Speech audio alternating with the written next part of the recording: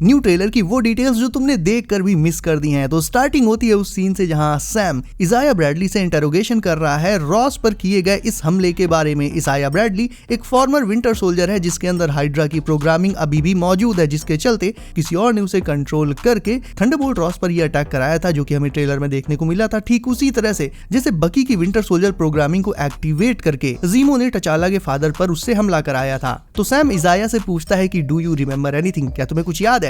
इजाया Sam से बोलता है कि ये जो कुछ भी हो रहा है कैप, तुम बहुत केयरफुल रहना। यानी इजाया ब्रैडली ने रॉस पर जो अटैक किया था वो उसने अपनी मर्जी से नहीं किया था और ना ही उसे इस बात का अंदाजा है कि कौन उससे ये सब करा रहा है। और इजाया ब्रैडली से ये हमला कराया था द लीडर ने, ताकि रॉस का अपने इनर सर्कल और कैप्टन अमेरिका से भरोसा उठ जाए और वो खुद को प्रोटेक्ट करने के लिए रेड हल्क वाली पावर एक्सेप्ट कर ले, जो कि अल्टीमेटली उसे द लीडर ही देगा मूवी में। उसके बाद इस शॉट में हमें वॉर रूम के साथ साथ सर्पेंट सोसाइटी के कुछ बंदे दिखाए जाते हैं जिनका अल्टीमेट टारगेट सैम ही है। इजाया वाले हमले के बाद सैम विल्सन थैडियस रॉस से उसके इनर सर्कल को फिक्स करने के लिए कहता है, बट रॉस उल्टा ये कहकर उसकी बेइज्जती कर देता है कि you are not Steve Rogers. यानी कहीं ना कहीं रॉस को सैम के कैप्टन पर उतना भरोसा नहीं है जितना कि उसे स्टीव पर था। और दोनों के बीच बनते इसी मिसट्रस्ट का फायदा मूवी में द लीडर उठाएगा अपनी चालें चलने के लिए। नेक्स्ट शॉट में सैम को मिला एक बहुत ही जबरदस्त अपग्रेड। एक जो सबसे बड़ा चेंज सैम की टेक में हुआ है वो है उसका हेलमेट, उसका फेस हेलमेट। और ये देखा जाए तो रियलिज्म के एस्पेक्ट से बहुत सही भी है, because if Sam mark speed से यानी साउंड की स्पीड से भी तेज फ्लाई करता है तो लॉजिकली उसकी गर्दन ही टूट जाएगी बिना किसी प्रोडक्शन के और चेहरे का नक्शा बिगड़ जाएगा इतनी तेज स्पीड के चलते। दैट्स व्हाई फाइनली ट्रेलर में सैम को एक फुल फेस मास्क मिल चुका है जो मार्क स्पीड से उसकी फ्लाइट के दौरान उसके थोबड़े को सेफ बनाए रखता है। तो देखा जाए तो फिजिक्स के लॉज एंड रियलिज्म दोनों के एस्पेक्ट से सैम का फेस हेलमेट बिल्कुल फुल ऑन सेंस बनाता है। तुम्हें याद होगा थैडियस रॉस ने पहले ट्रेलर में कैप्टन को एक ऑफिशियल मिलिट्री पोजीशन ऑफर करी थी, तो कैप ने भी शायद वो ऑफर एक्सेप्ट कर लिया है क्योंकि इस फ्रेम में हमें प्रॉपर कैप का मिलिट्री स्टेटस उसकी शीट दिखाई गई है। एंड ये जो सीन है इसमें कैप एंड उसका साइड किक यानी जो नया फैल्कन है वो एक बैटल शिप के अंदर से बाहर आते हुए दिखाए जा रहे हैं। दैट क्लियरली मीन्स कि वो पहले से ही इस बैटल शिप में मौजूद थे।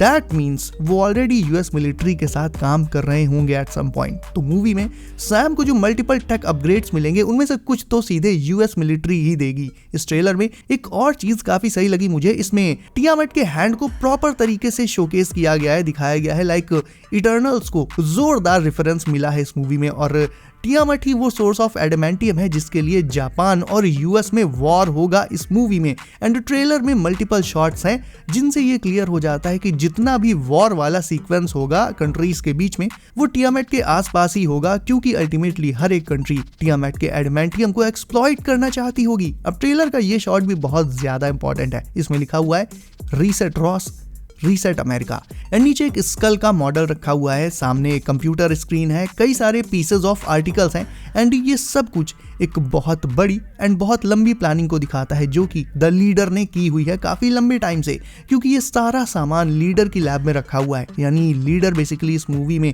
ना सिर्फ थैडियस रॉस के साथ काम करेगा, ना सिर्फ उसे रेड हल्क में ट्रांसफॉर्म करेगा, बल्कि साइकोलॉजिकल ट्रिक्स के चलते वो रॉस को सैम के अगेंस्ट कर देगा, उसके खिलाफ कर देगा and basically he will just control Thaddeus Ross ताकि वो चीजों को अपने हिसाब से सेटअप कर पाए। यानी मूवी में कुछ पॉइंट्स ऐसे भी होंगे जहां रॉस लीडर की कठपुतली की तरह काम करेगा, उसके इशारों पर नाचेगा। एंड यस, ये आप भी जानते हो कि रॉस कितना कमीना और घमंडी है। वो एवेंजर्स को भी कई बार परेशान कर चुका है, ऐसे में वो किसी के कंट्रोल में तो काम नहीं कर सकता।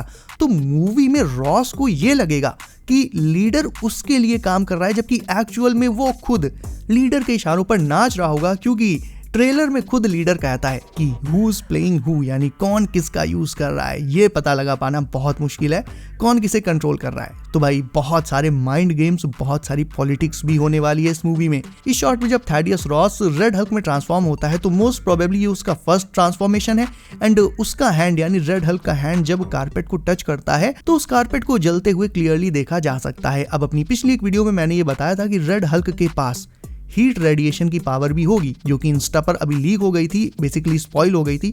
तो वो चीज भी इस शॉट से कंफर्म हो जाती है कि हाँ उसके पास हीट एमिशन वाली पावर भी होने वाली है।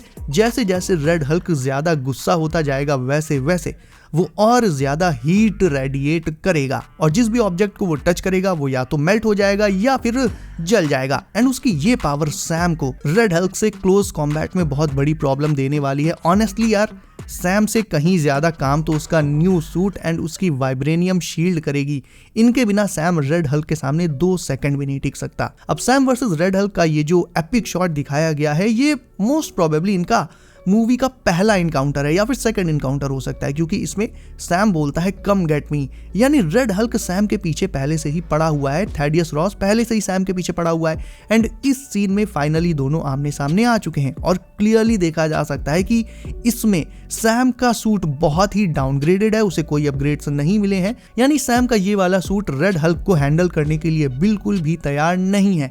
वैसे सैम चाहता तो कार के ऊपर से गुलाटी मार के इजीली डॉज कर सकता था उसे, लेकिन थोड़ी बकचोदी के बिना मूवी कहां पूरी होगी, तो कार को डॉज भी किया, गुलाटी भी मारी और फिर उसे अपने विंग से 2 हिस्सों में काट भी दिया। तो भाई जब कार को काटना ही था तो गुलाटी मारने की क्या जरूरत थी, बकचोदी। बट रेड हल्क को इन टुच्ची हरकतों से फर्क नहीं पड़ता। ये क्लियर है कि सैम वर्सेस रेड हल्क के इस फेस ऑफ में हल्क सैम को इजीली बीट कर देगा एंड तब सैम को रियलाइज होगा कि कार काटने वाले विंग्स शोबाजी तक के लिए तो ठीक है, बट रेड हल्क से लड़ रहा है तो उसे वाइब्रेनियम, एडमेंटियम, लोहा, लंगड़ जो मिल जाए सब चाहिए होगा। प्रूफ के लिए ये शॉट देखो जिसमें सैम एंड कुछ पब्लिक और रॉस की वो एजेंट खड़ी हुई है एंड सैम का मुंह देखो, ऐसा लग रहा है गैस बन रही है इसके। सैम का सूट फ्रंट में बिल्कुल जला हुआ है। तो ये जो सीन है ये इसी फाइट के बाद का है जिसमें सैम बुरी तरह से पेला भी गया है एंड रेड हल्क से लड़ते टाइम उसका सूट भी जल गया है। तो इसी पॉइंट पर सैम को रियलाइज होगा कि उसका ये सूट रेड हल्क से बैटल के लिए तो बिल्कुल भी तैयार नहीं है and that's when he will get his major suit upgrades जो कि उसकी रक्षा करेंगे ना सिर्फ रेड हल्क के मुक्कों से बल्कि उसकी इमेंस हीट से भी। मूवी में रेड हल्क से लड़ने के बाद जब कैप लीडर के पीछे जाएगा तो रॉस कैप्टन को अरेस्ट करने का ऑर्डर भी देगा एंड सैम अरेस्ट भी किया जाएगा और लीडर एग्जैक्टली यही चाहता होगा क्योंकि रॉस तो ऑलरेडी उसके माइंड गेम्स में फंस ही चुका होगा उस पॉइंट पर। एंड एक बार कैप्टन और रास्ते से हट जाए तो फिर लीडर अमेरिका में अपनी मनमानी चला सकता है। अच्छा वैसे शायद तुमने भी सुन रखा होगा, ऐसी र्यूमर्स उड़ रही थी कि ब्रेव न्यू वर्ल्ड की जो टेस्ट स्क्रीनिंग हुई थी वो अच्छी नहीं जा रही है, मूवी अच्छी नहीं है, काफी सारे रीशूट्स भी हुए हैं। तो मेरी बात सुनो यार, ये सिर्फ र्यूमर्स हैं, अफवाहें हैं। हाँ, मूवी के कई सारे सीन्स को एक्चुअल में रीशूट भी किया गया है एंड डेफिनेटली इसके फाइनल बैटल में कुछ सरप्राइज कैमियोज भी हो सकते हैं। आप समझ रहे हो मैं किस कैमियो की बात कर रहा हूँ। हाँ, एक मेजर कमी जो मुझे पहले ट्रेलर में भी मिली थी एंड इस ट्रेलर में भी मिली है वो है रेड हल्क की ओवरऑल CGI जो कि अभी भी अनफिनिश्ड ही लग रही है। I don't know why Marvel is not fixing this. तुम खुद साइड बाय साइड दोनों हल्क्स के CGIs को कंपेयर करो।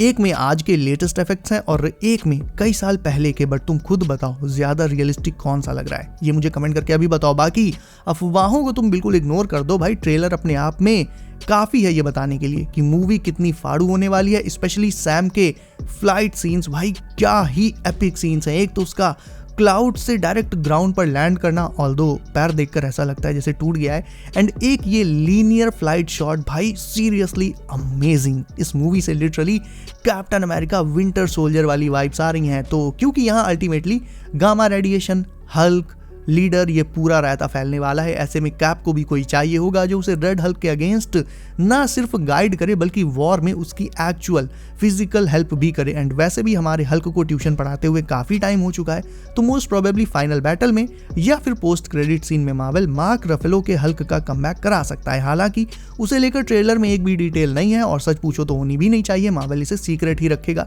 वरना फिर तो भाई पूरी मूवी स्पॉइल हो जाएगी, मूवी का सबसे बड़ा सरप्राइज निकल आएगा।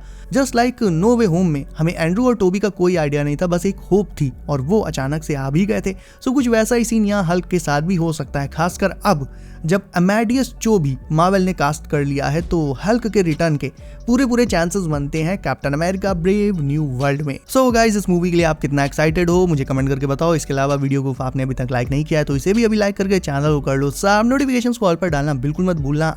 सॉरी, आवाज़ थोड़ी सी बैठी लग रही है क्योंकि कुछ दिनों से तबीयत ठीक नहीं है मेरी। सो बी सेफ गाइस, अपना ख्याल रखिए आप। मेरा नाम है Himanshu and as always I will see you in next one.